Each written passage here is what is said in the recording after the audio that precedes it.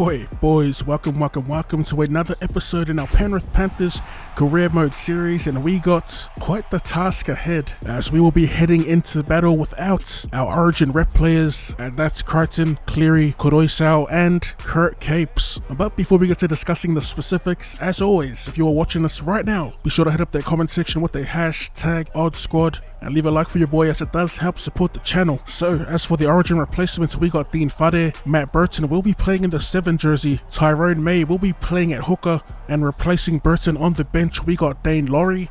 And coming in for Kurt Capewell, we have a player that shouldn't be in the team, and that's Cade Ellis, but I mean, it is what it is. The depth here is lacking big time.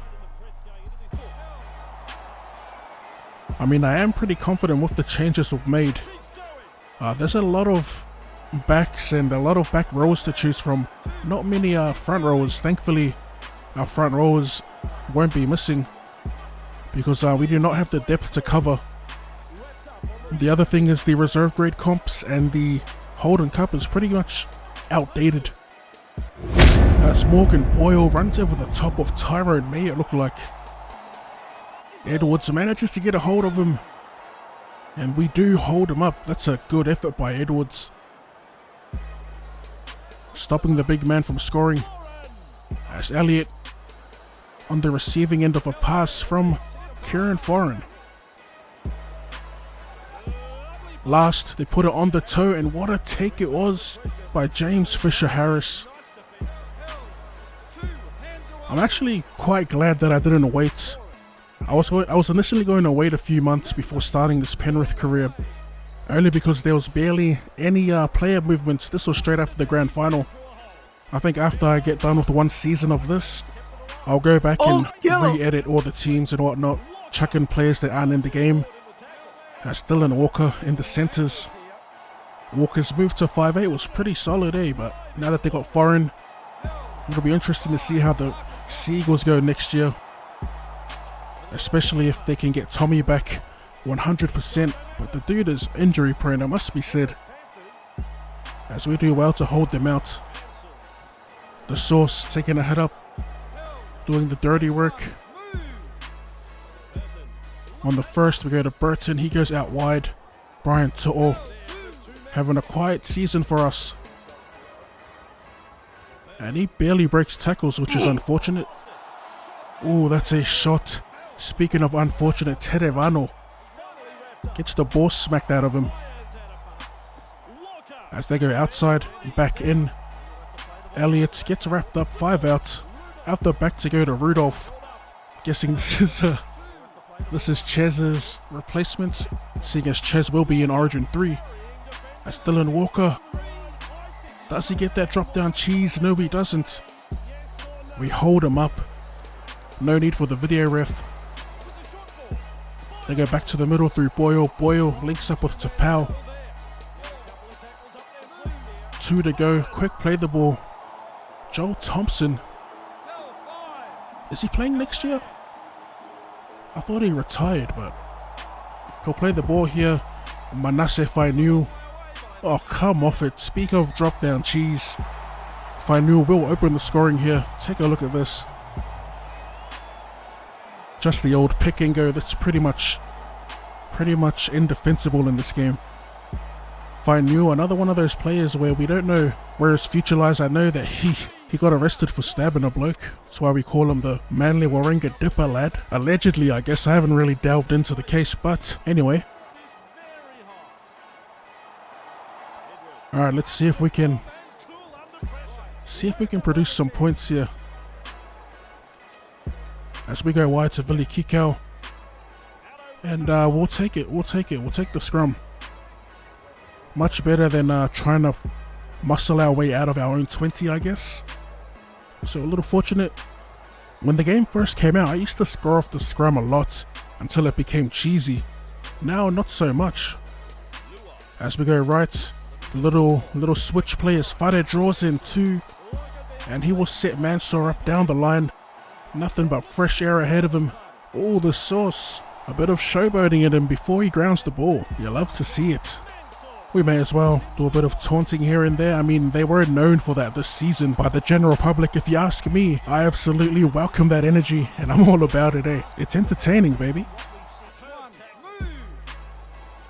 On the first, Luai, second receiver, draws in 2, but Yo's unable to get through. It's actually a decent tackle, same setup.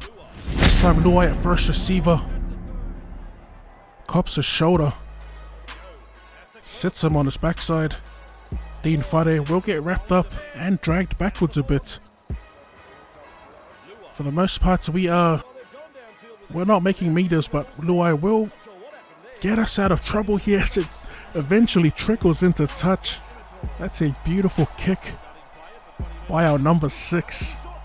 That's really kick out in the middle, looking for some work. This play I'm not too familiar with. I've seen the AI do it, but I haven't managed to score a try off it. As we go left, back to Luai. This time he doesn't get the pass away. They look short on this left side. But we go right.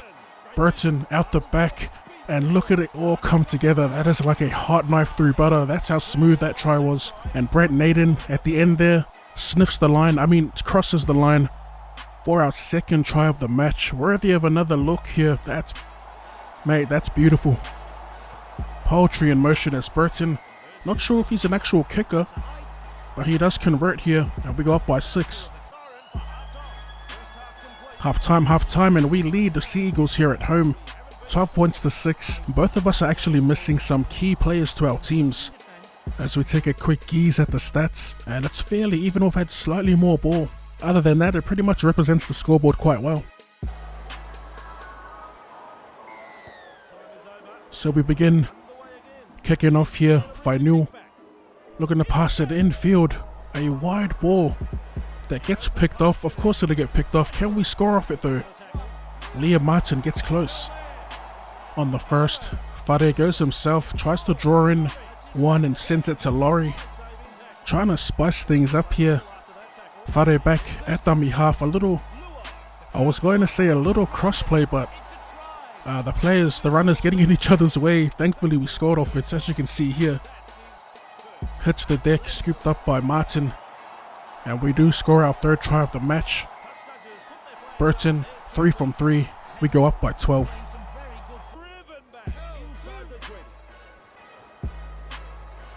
Can we follow that up with another try? It would be an effort and a half if we can power our way downfield. With being piggybacked, I'm not going to lie, we've been piggybacked to the opponent's 20. As we had a nice little pass away to Mansour. Just stays in. Fade to Ellis, Ellis to May, back inside to Liotta. That's a beautiful move there. May, how good was that? We opened them up there. Bumped off Elliott, but Elliott does well to save them with an ankle tap. Midfield bomb. Unusual, looking for the back. We do get it. Edwards, no gas on him, puts it on the toe. And we will get wrapped up. 2 tackles remain. They are on the 10. Showing a bit of... Oh, that's unlucky. I think the decoy runner wasn't meant to get it, but it touched him. They end up losing it forward.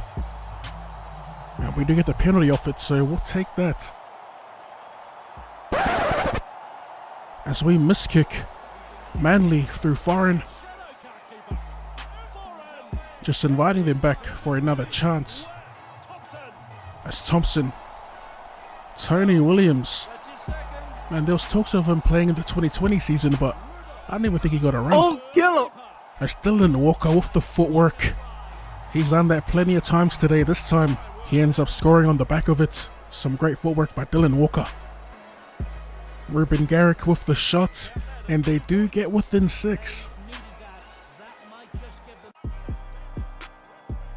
Alright, so after a slight scare in the 60th minute, we manage to hold on to the lead, and we will walk away with our 3rd win in a row. Where does that put us on the ladder? You'll have to wait till the next episode to find out. As always, if you want to see more Rugby League Life 4 content or more content in general, be sure to run a shot at that like button. Thank you for tuning in, and I'll see you Nowadays everybody wanna be Later. gangster, rap about where they from. See my bro, we don't talk about it cause we really did what we done. All this talk about drillers, I tell you now you ain't one. From the bottom up I've done taking L's but won't take no more on my mums. Brother, don't rap about this if you ain't that.